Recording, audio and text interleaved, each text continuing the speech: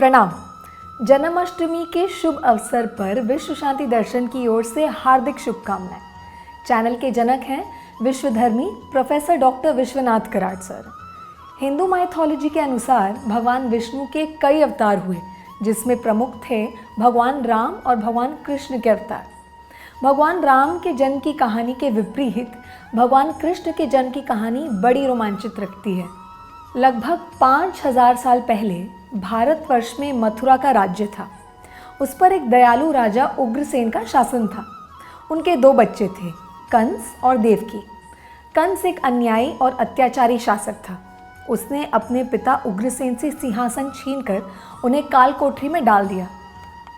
कंस के राज्य में कोई भी खुश नहीं था। वो अक्सर यादव वंश द्वारा शासित पड़ोसी राज्य पर युद्ध छेड़ता था। अपने मंत्रियों के सुझाव पर कंस अपनी बहन देवकी का विवाह यादव वंश के राजकुमार वासुदेव से करने के लिए मान गया। कंस ने सोचा कि एक बार जब यादव राजकुमार वासुदेव उसकी बहन से शादी कर लेगा तो वो यादव साम्राज्य का वास्तविक शासक भी बन जाएगा। और फिर शादी का दिन आया।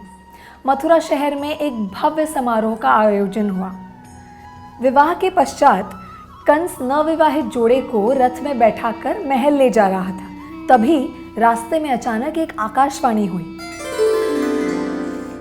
कंस, तुम्हारी बहन की शादी वासुदेव के साथ हो जाने से इस धरा पर तुम्हारे दिन अब गिने चुने रह गए हैं। देवकी और वासुदेव का 8वां पुत्र मथुरा में तुम्हारे अत्याचारी शासन को समाप्त करेगा और तुम्हारा वध करेगा। इस भविष्यवाणी से कंस बुरी तरह डर गया। गुस्से में आकर उसने अपनी तलवार निकाली और देवकी को मारने के इरादे से उसकी ओर बढ़ा। कंस ने सोचा कि देवकी को मारने से उसे कभी कोई पुत्र नहीं पैदा होगा। ये सुनकर वासुदेव घुटने के बल गिर गए और दया की भीख मांगने लगे।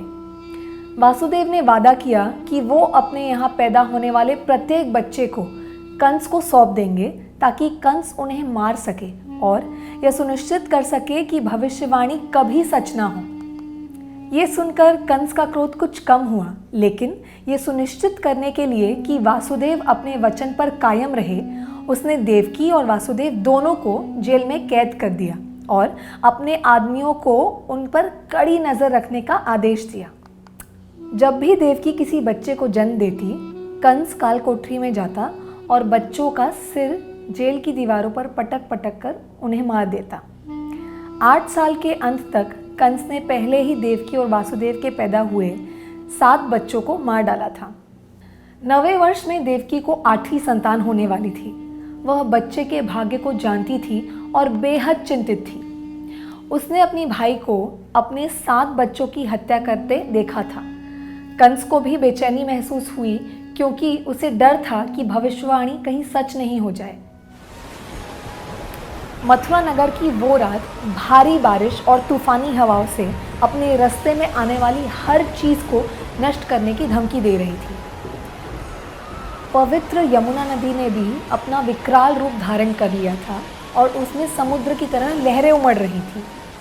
ठीक आधी रात को देवकी ने अपने 8वें पुत्र को जन्म दिया। जैसे ही शिशु का जन्म हुआ, काल कोठरी उज्जवल प्रकाश से भर गई। ऐसा लगा मानो हजारों सूर्य अंधेरी कोठरी में उतर आए हों। इस उज्जवल प्रकाश से वासुदेव जाग गए। उन्होंने देखा कि देवकी गहरी नींद में सो रही थी और एक नवजात शिशु बगल में लेटा था। तभी वासुदेव को एक दिव्य आवाज सुनाई दी। वासुदेव, उठो उठो, ये तुम्हारा नवजात पुत्र है। इसे गोकुल ले जाओ, जहाँ तुम्हारे मित्र गोप जनजाति के मुखिया नंद रहते हैं। इसे उनके पास छोड़ दो, ये वहाँ सुरक्षित रहेगा।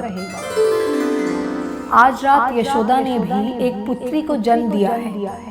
अपने पुत्र को उनके घर छोड़ दो और उनकी बेटी को इस काल कोठरी में वापस ले आओ। ऐसा कहने के बाद वो दिव्य रोशनी बुझ गई और जेल की कोठरी में फिर घुप अंधेरा हो गया।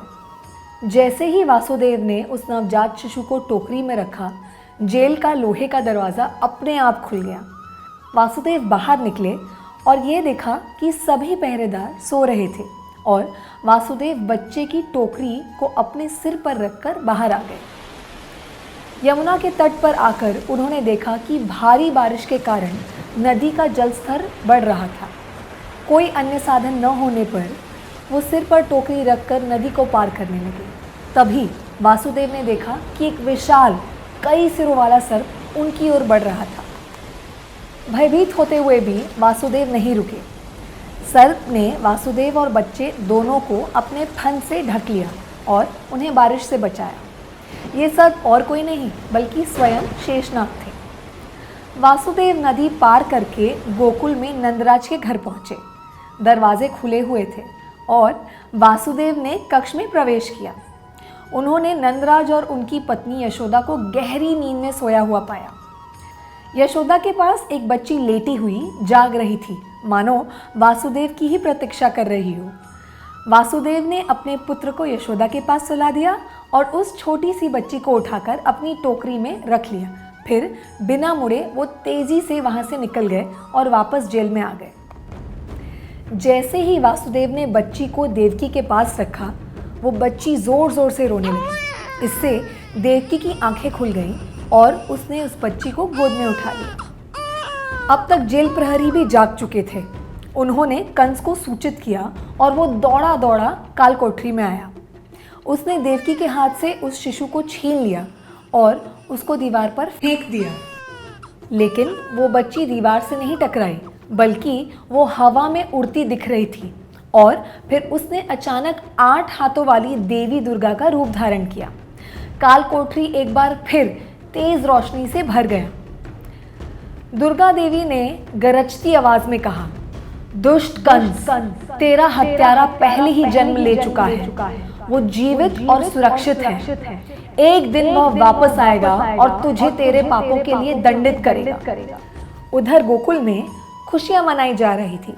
हर कोई उस नवजात शिशु को आशीर्वाद देने आया और इस प्रकार कृष्ण का जन्म हुआ, जिसे हम सब जन्माष्टमी के रूप में मानते हैं।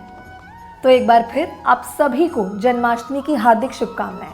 सब्सक्राइब कीजिए और जुड़े रहिए विश्व शांति दर्शन से।